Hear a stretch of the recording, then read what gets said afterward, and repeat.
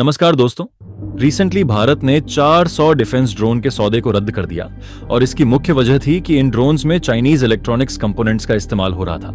यह चिंता इस वजह से और भी गंभीर हो गई क्योंकि साइबर सुरक्षा विशेषज्ञों ने चेतावनी दी थी कि इन उपकरणों में बैकडोर या मालवेयर हो सकता है जो संवेदनशील सैन्य डेटा को लीक कर सकता है। यह एक ऐसा खतरा है जो भारत की संप्रभुता और सैन्य रणनीति को प्रभावित कर सकता है। अगर हम हालिया वैश्विक परिदृश्य को देखें तो साइबर युद्ध अब पारंपरिक युद्ध जितना ही महत्वपूर्ण हो गया है।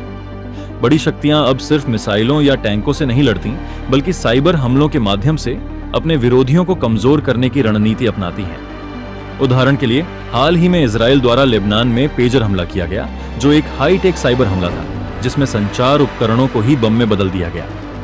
इस साइबर हमले के कारण बिना एक भी गोली चलाए इजराइल ने अपने दुश्मनों को भारी नुकसान पहुंचाया। यह घटना साइबर और इलेक्ट्रॉनिक युद्ध के क्षेत्र में एक महत्वपूर्ण मोड़ साबित हुई, जहां संचार उपकरणों का उपयोग करके दुश्मन को निशाना बनाया गया। इस संदर्भ में भारत का यह निर्णय महत्वपूर्ण हो जाता है क्योंकि यह राष्ट्रीय सुरक्षा के मूलभूत सिद्धांतों से जुड़ा हुआ है। इन ड्रोन्स का मुख्य उद्देश्य था भारतीय सेना के लिए लॉजिस्टिक सपोर्ट देना, खासकर लाइन ऑफ एक्चुअल कंट्रोल पर।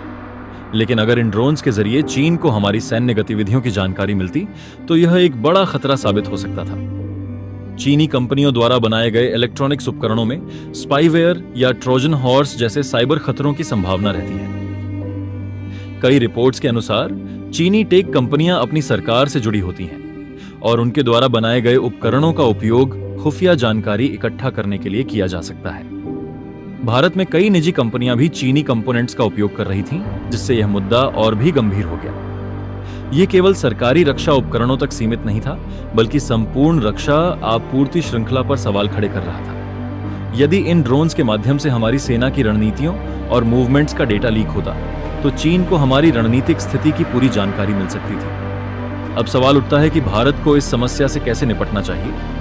इसका एकमात्र समाधान है पूरी तरह से स्वदेशी रक्षा तकनीक विकसित करना। भारत ने पहले भी आत्मनिर्भरता की दिशा में कई कदम उठाए हैं, जैसे कि तेजस फाइटर जेट, अर्जुन टैंक और ब्रह्मोस मिसाइल, जो पूरी तरह से स्वदेशी या भारत द्वारा विकसित है। अब आवश्यकता है कि हम ड्रोन टेक्नोलॉजी में भी आत्मनिर्भर बनें। ड्रोन युद्ध की रणनीतियों में क्रांतिकारी परिवर्तन ला रहे हैं। अमेरिका, रूस और इजराइल जैसे देश अपनी ड्रोन टेक्नोलॉजी को लगातार उन्नत कर रहे हैं। यूक्रेन रूस युद्ध में ड्रोन वॉरफेयर ने एक नया मोड़ लिया है। छोटे और सस्ते ड्रोन अब बड़े युद्धपोतों और टैंकों को भी नष्ट कर सकते हैं। इजराइल के हरोप और तुर्की के बैराक्तार TB2 जैसे ड्रोन्स ने हाल ही के युद्धों में अपनी उपयोगिता साबित की है। भारत को भी अपनी ड्रोन टेक्नोलॉजी विकसित करनी होगी ताकि हम आत्मनिर्भर होकर अपने राष्ट्रीय हितों की रक्षा कर सकें।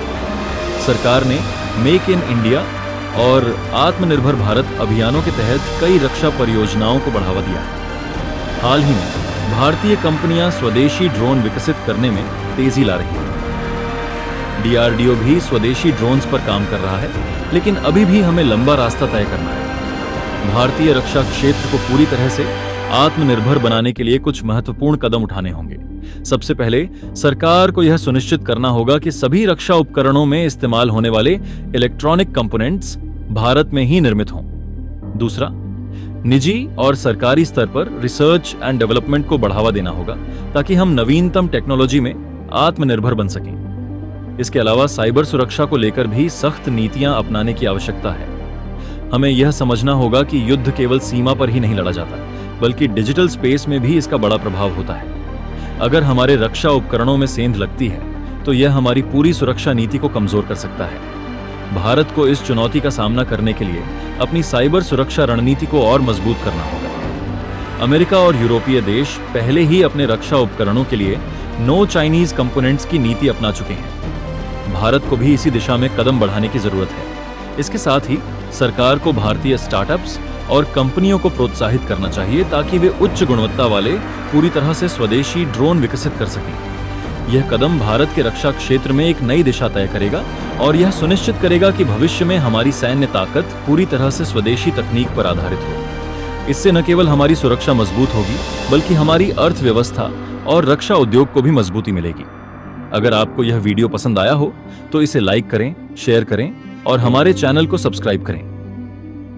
आपकी राय क्या है? क्या भारत को पूरी तरह से स्वदेशी ड्रोन तकनीक अपनानी चाहिए या हमें अन्य देशों से तकनीक लेनी चाहिए? अपने विचार कमेंट सेक्शन में जरूर बताएं। मिलते हैं अगले वीडियो में, तब तक के लिए धन्यवाद।